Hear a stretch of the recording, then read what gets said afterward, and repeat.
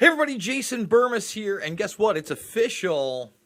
China has scrubbed South Park, one of the most influential, smartest, funniest television shows, and much more. I would say media. It's beyond a television show. It's iconic. The video games are amazing. They're huge at this point. The movie, one of my favorites of all time. The greatest, in my opinion, musical ever to hit theaters is Bigger, Longer, and Uncut. It's a film I can watch today and I love. And a nation of well over 1 billion people no longer have access to it today. And why? Well, because South Park wanted it that way. If you think for 1 second, that they didn't know that they were absolutely going to get scrubbed from the internet, come on. You got to watch this episode. It's a brilliant episode. But when I say banned, I mean a banned. Banned. The ban hammer is down. All right? Let's see. They're off of Alibaba. They've scrubbed like every single thread of talking about the show. So what was the big deal? What did they dare do? How did they talk about China? Well, I think that it'll be safe to kind of roll through, and if you haven't seen it yet, spoiler alert, we're gonna scroll through, no sound, and just kind of show you what this is about. If you're new to the show, if you haven't been watching, or you've fallen off, if you will, right now, Randy Marsh, one of the greatest characters of all time, somebody who I have been twice for Halloween, great costume by the way, people love it.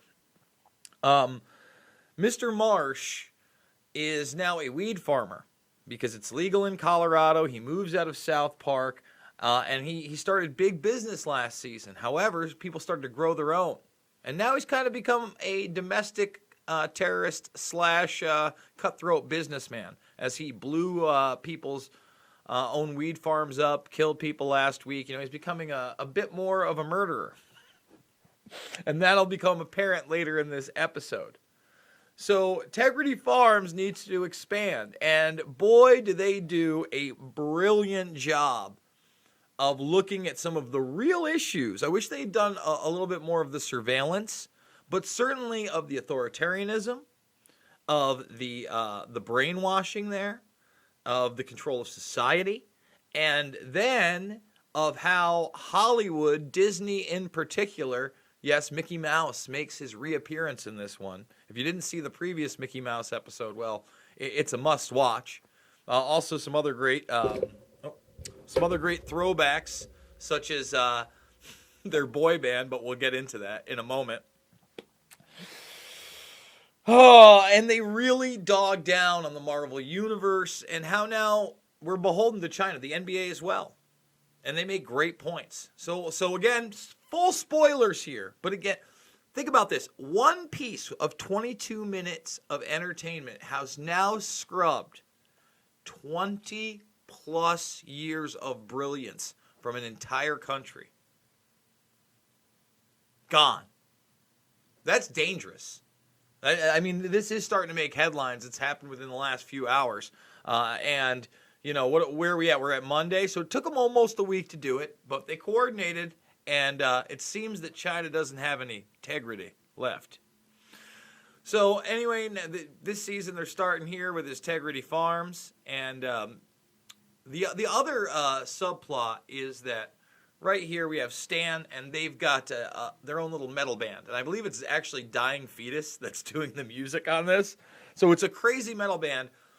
And they're found, and while they're trying to make their bio picture, there are authoritarian Chinese there basically ensuring that they can promote this in China. It's, again, a brilliant concept. So here, Randy has the idea, this is the metal band, by the way, that he's going to fly to China. And all these other people are also going to do business in China. Of course, you hear Google, other tech companies, but that's when Marvel gets on board and Disney, all these characters. Because they're going to do business with China too. In case you didn't know, by the way, in case you were unaware of Shanghai Disneyland and how, they're really trying to sell this to a huge audience because they realize how many people are there. This is September 24th. Short lines and brief waits abound in Disney's empty kingdom. And essentially, again, they're not turning it around like they wanted to. This is a huge market for them. They will pander to China, one of the 6 biggest, if not the biggest of these media companies. Think of what Disney now owns. It owns ESPN, which means it pretty much owns the UFC at this point, right? So sports entertainment. Miramax Pictures, that was bought up by Disney. They've got all sorts of adult entertainment. Star Wars, which is a huge franchise, maybe the biggest ever, if you don't count Marvel, which they also bought up. They own all these things. Remember, Marvel's still producing comics. It's not just a movie company. So all these things, and Disney's right there with you. So Randy's going to go over here, and he's going to try to sell his integrity. This is the Hollywood guy approaching South Park. Nick Waite says, sounds like a great test to make sure the latest iteration of Project Dragonfly is fully functional before it goes into full effect on the rest of us. I don't disagree. I mean, for instance, one of the big things in China right now is obviously what's going on in Hong Kong. And we had an NBA owner tweet out solidarity with Hong Kong. There are some people that think that the CIA is helping along, if not starting those protests. I'm not so sure. I don't want to be under any more authoritarian rule where all of a sudden you make the wrong joke, you make the wrong piece of satire, and an entire history of it is scrubbed from the internet. Are we moving that in that direction? Unfortunately, yes. Unfortunately, yes. This should be spoken out against. So here he is. He's approaching, and now he's going to do the bio picture on these guys. This is Randy with his passport in China with a bunch of weedies. Again, so dumb that he doesn't realize this is very illegal, and he's leaving. So now they're going over what they can and can't say in the separate acts. Here's Randy in his. We're going to kind of scroll on this one. In his prison camp, watching people get beat, making slave goods. You know, let's see if we can do this. Boom. Saying he's, proud to be in the Chinese party or Communist Party. I'm sorry. More slave goods. We should go back there because in the slave goods here, this is where he sees the execution of an individual begging for his life. Then somebody pooping in the cell. There you go. We'll make that quick. But that's when he finds Winnie the Pooh. Now, Winnie the Pooh is pivotal in this because he is another Disney property. And that's a big problem. They own Winnie the Pooh. Why is that a big problem? Well, in about 2013, believe it or not, and this is a subplot of this, people started posting pictures of Winnie the Pooh looking like Xi Jinping. Okay? And it got so bad because protesters took up with it, and it became kind of like this anti-establishment thing where they actually banned Winnie the Pooh. Okay? So that is a real thing. You can look it up. It's absolutely real. So they dare even include Winnie the Pooh on this very critical piece of China. Well, where does that lead? Let's continue. So he can't believe that Winnie the Pooh is there. And while he's standing there before a judge after somebody's begging for their life, he brings up basically a ham-hearted American speech about Winnie the Pooh and Piglet, and then trying to tell them about Tegrity Farms and sell them weed. Right here, they're shooting, and again, you can't say that, you can't do that, China wouldn't like it.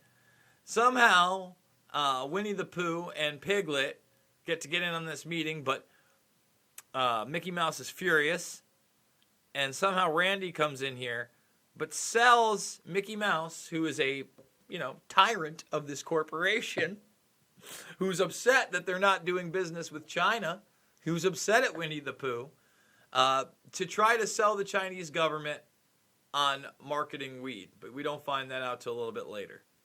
Okay?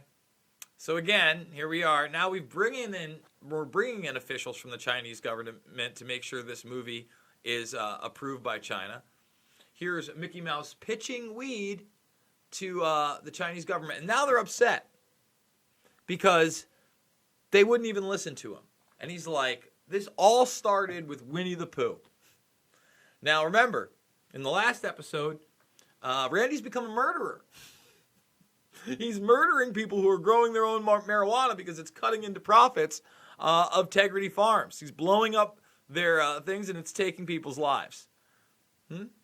So now they got to rewrite the script, and it's China's oversight, and he's not going to do it. Nope. Here, Pooh is begging on the streets in an artisan honey shop to get some honey. All Pooh wants still is honey. And alas, he finds his honey. Now here's where it takes a dark turn. Here's where it takes a dark turn. Randy Marsh murders Winnie the Pooh. Probably kills Piglet too. We don't know that for sure. And we'll get to what happens, but you can imagine. Right here, you see that now the movie has turned into them at Live Aid in 1984. And the best part about this is that they become Finger Bang. A throwback. I hate for all the spoilers, but a throwback. See, it's okay to have jokes about finger banging, but all the other things that they wanted to put in there about freedom of speech and living in a free country, no, that's not allowed for China censors. Really brilliant. What's even more brilliant is the parody commercial afterwards where China decides to start selling weed, Tegrity weed, because Randy Marsh murdered Piglet for him and he becomes rich. We'll see what happens next week. But yes, South Park has now been scrubbed from the Chinese internet. Isn't that lovely? Over a piece of satire that was completely brilliant and hilarious. And I encourage you guys to watch it. Hopefully I'm not going to get a copyright strike, as we only showed still shots, no sound. There's really no way to tell for sure. Right now I'm fighting a copyright strike on one of my Epstein videos for showing a clip of Prince Andrew arriving in Australia. So it's rough out there on these mean streets of YouTube. The censorship is real, and it is ever growing, and it is harder to put content out there. Not that it's not tough for South Park now that they've been scrubbed from over 1 billion people. Big issue, guys. Don't want to live in that world. Maybe we should start speaking up and saying, no, that's not acceptable practice. I'm a documentary filmmaker. You can see Loose Change, Final Cut, Fabled Enemies, Invisible Empire, A New World Order Defined, and Shade the Motion Picture on this channel for free in the playlist section. That's right. All you have to do, you go right over here to the home.